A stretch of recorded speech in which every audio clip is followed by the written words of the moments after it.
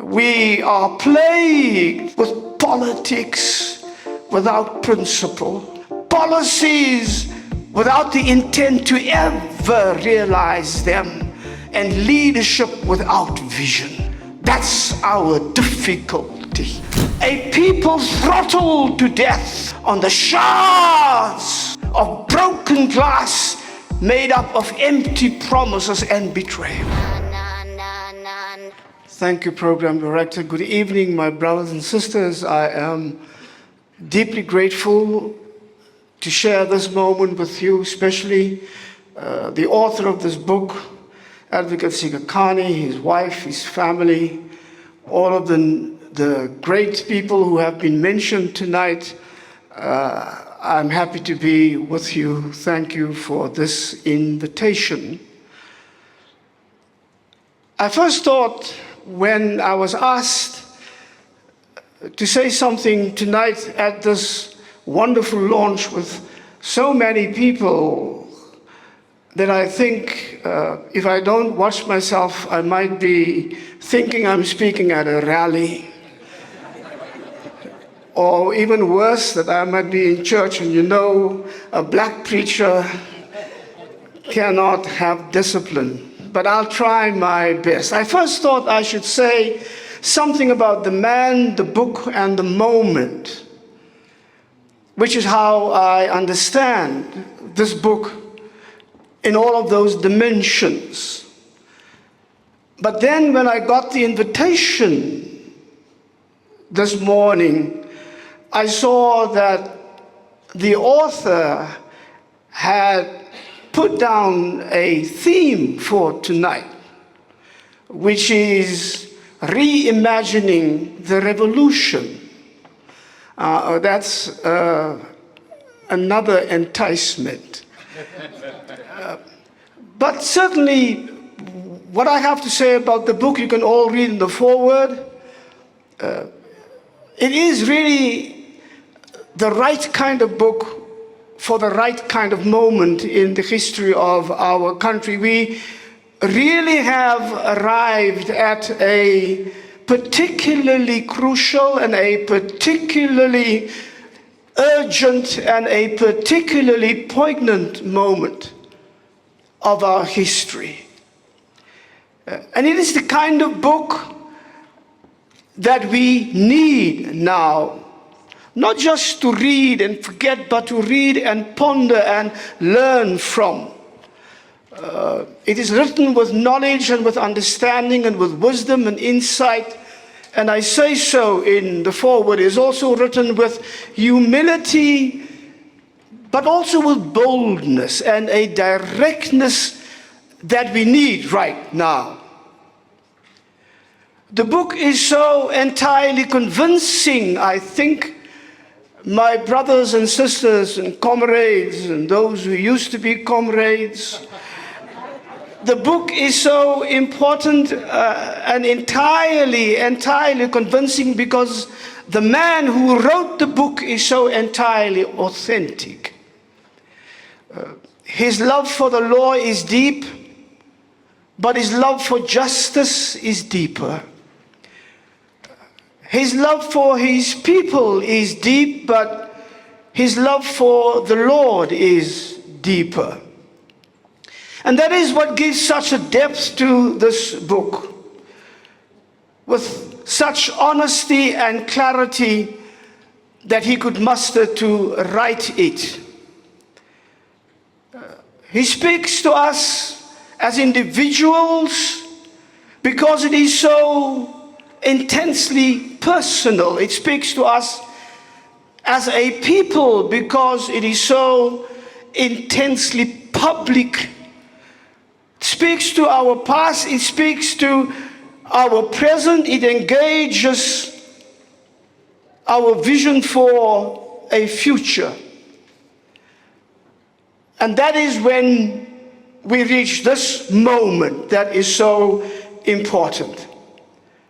And that is why he thinks we should be considering the theme that he has given us, reimagining the revolution.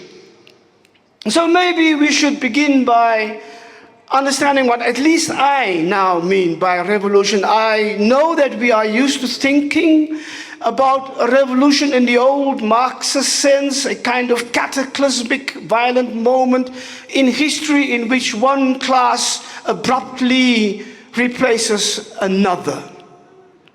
And for many cases, I should think that might still be valid. I would like to suggest, however, that we think of revolution in a different way, not just one brief moment, but an ongoing, open-ended process that stays with people because it is so rooted in the desires for freedom, in the longings for justice, in the determination to be liberated, and in that determination to hold on to our God-given dignity. That desire, those feelings, is what keep the revolution going and fresh. And even though sometimes it may be suppressed by the forces that are dominant at a particular moment, even so, it never dies. And so it rises again. And so when I think of our South African revolution, my mind goes back even before the white Christian invasion of 1652 to Admiral de Almeida when he tried to land in the Cape and was rebuffed and rebelled and killed by the forces of the Khoi. That is 1510. And I think of the 176 years of resistance and struggle that followed that. That is the ongoing, open-ended revolution. Fam, before we get back to the episode, we just want to let you know we have a big goal on this channel to build this community to 1,000 members. That means we have 2 new levels of SMWX membership. The first level gives you exclusive access to content, discounts on merch, but the second level, in addition to various other perks, gives you access to me. We're going to have meetups, online sessions. You're going to get discount on our live events. So if you want to deepen your SMWX community experience, help us get to that 1,000 member level. Look forward to seeing you there. So we did have a revolution. There is no doubt that we had. And it was Albert Luthulu's revolution that meant, in his words, an ongoing, persistent and consistent non-violent militancy. It was also the kind of revolution that Martin Luther King an ocean away understood as a revolution of values, because you overturned not just systems, you laid claim to values that you want the new system to understand and embrace and build upon. And sometimes because of the intransigence of white rule, it was inevitable that the oppressed would engage in counter-violence as well. So that too is part of that revolution. But for me, the essence of it all is perhaps best captured by Steve Biko when he talks about a revolution's heart, and that is the selfless revolutionary themselves. Selfless. Because you do not think of yourself and your own interest, not even your own future. You think always within the context of the future for others that you are fighting for. And he can say that because he knew what was coming, that by 1976, and I was there, and I saw these young people and how they fought and what they fought for. And I still today, I marvel at that generation. They were 15 and 16 and 17 and 18 years old. They had their own dreams and their hopes and their aspirations. They captivated the hopes and the aspirations of their parents, who would never be able to get as far as they were academically and educationally, and yet invested everything in them. They had all of that. And yet, in those days when they were called upon, they were willing to put everything on the line, to sacrifice everything, not for themselves, Because nobody could in any way promise them that if you put your life on the line in June 1985, do not worry, because by December 1986, we will have broken apartheid. Nobody could ever make such a promise. It would have been empty, it would have been a lie. And they knew and they understood that, yet they did that because they did it not for themselves, but for the generation that came after them. I marvel at that. And whenever I talk to young people in our country today, I tell them, think about that, not to compare yourselves to that generation, but to know that is what is within you. That is your DNA. That's the measure that was put out, not just for yourself, but for young people across the globe. And that's what Biko meant by selfless revolutionaries. He also talked about selfless revolutionaries because he knew we were not simply fighting for ourselves and our own freedom. You were also fighting even for the freedom of the oppressor. And why? Because Biko also understood that we were not just fighting for ourselves, but to give South Africa and the world what he called a human face. That's the revolution we are talking about. And so, with that in mind, that human face that we still have not been able to see, not in this country, and certainly not in this world. Still reaching out, hoping that we can restore our own humanity in the humanity of the other. You fight selflessly for a different kind of politics. And I've always been captivated by the way that giant intellectual and activist of the United States in the black community there, W.E.B. Du Bois, talked about politics. He was searching, he says, for a politics of honesty, a politics of decency, a politics of integrity, a politics of courage, and a politics of virtue. I do believe that we once had that. I also believe that we do not know anymore what that is. And that is our dilemma, that is our crisis, and that's why we are talking about reimagining the revolution. Because what we are told is a revolution is no revolution at all, in my view. We speak so easily of what is called the National Democratic Revolution. I do not think it is the revolution that we are told it is. Certainly not anymore. Having secret talks with the old white apartheid capitalist establishment without the consent and the support of the people is not a revolution.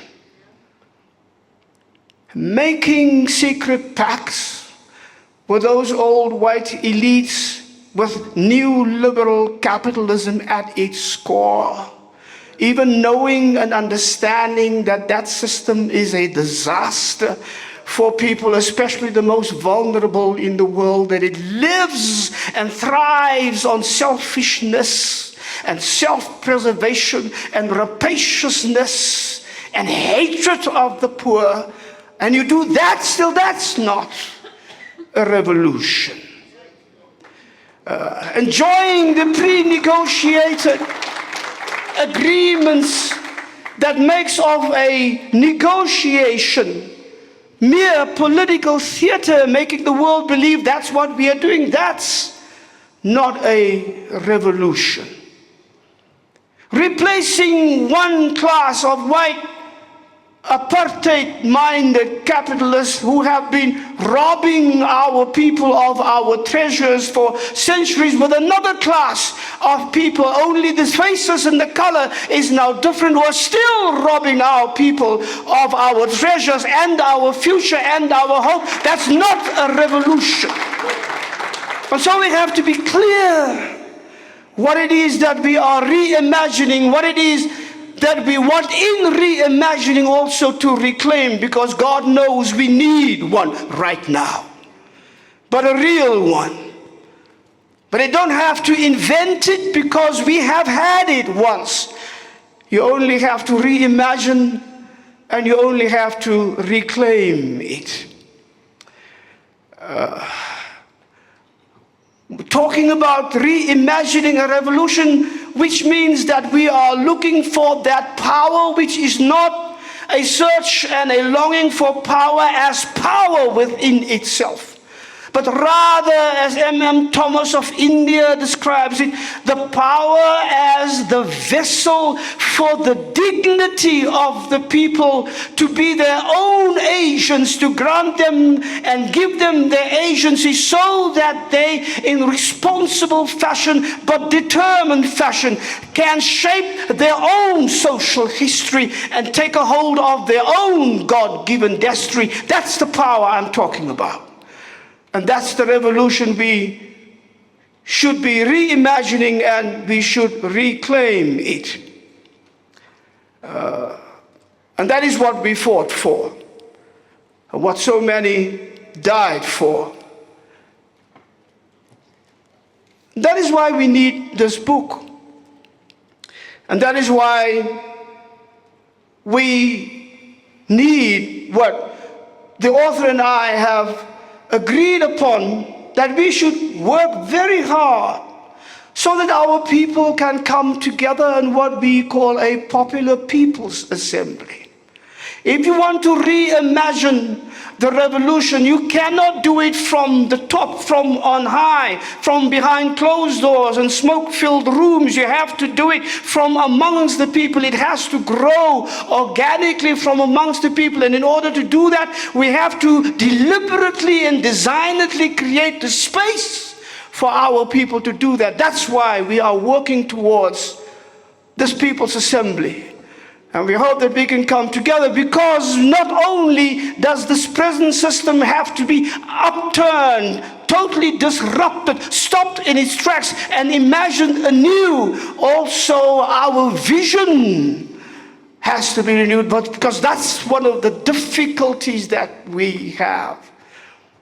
We are plagued with politics without principle, policies without the intent to ever realize them, and leadership without vision. That's our difficulty. And so we need to talk about what that means. Coming together not just to see and analyze the crisis, but also to realize that we are the only ones who can turn this crisis into a moment of kairos and of opportunity, so that our people can have life again, our children can breathe again, and they can have hope again, which is what we are deprived of right now. We are a people throttled to death on the shards of broken glass made up of empty promises and betrayal.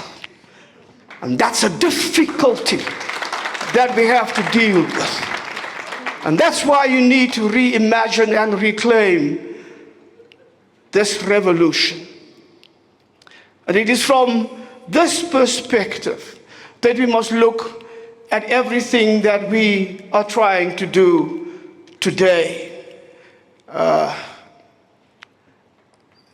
And we need to ask ourselves, are we a people who believe that we still have the choices? One of the things about poverty is that you are deprived of any options whatsoever. One of the things of hopelessness is that you are deprived of options. One of the things of the desperation that I so often see in our young people today. One young man, when I was speaking at a gathering, said to me, "I don't know what you're talking about, Dr. Boesak, because I wake up in the morning with a feeling of desperate anger, and I go to bed at night with a feeling of desperate hopelessness." And I hear that When a young man, I spoke in Uppington, and they were bringing them from across the region, and he listened to me, and I came to the end of my address, and like a preacher, I was waxing, and I was getting excited, talking about how they must not give up their dreams and their hopes, and how there must ever be room for themselves and for what they want to invest in themselves. And he was looking at me and looking at me and looking at me, and at the end he said to me, "Can I ask a question?" I said, "Yes." He said to me, "Dr. Boesak, what for?" 18 years old, and he sees nothing, and all he can say is, "What for?" That is the crisis that we need to address. And also at the same time understand that the choice what to do in this crisis is really only up to us. So, what kind of country we want to be and what kind of people we want to be depends entirely on the choices that we make. Can we have and can we make the choice for non-racialism in this situation where we have been re-racialized, recategorized, in the situation of rising ethnic nationalisms, in a situation of rising white victimhood that has at its heart a desire to bring as much of apartheid back into our lives as possible. Even though the comedian Konrad Koch had defined our post-1994 situation as, for white people, he says, post-1994 is apartheid, but without the guilt. He may be more right than we are ready to admit. Can we choose for an economic policy that places people above profits?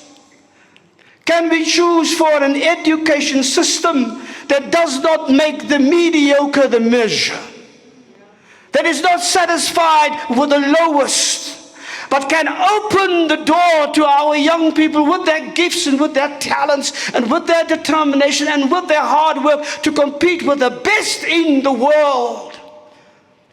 Can we make that choice?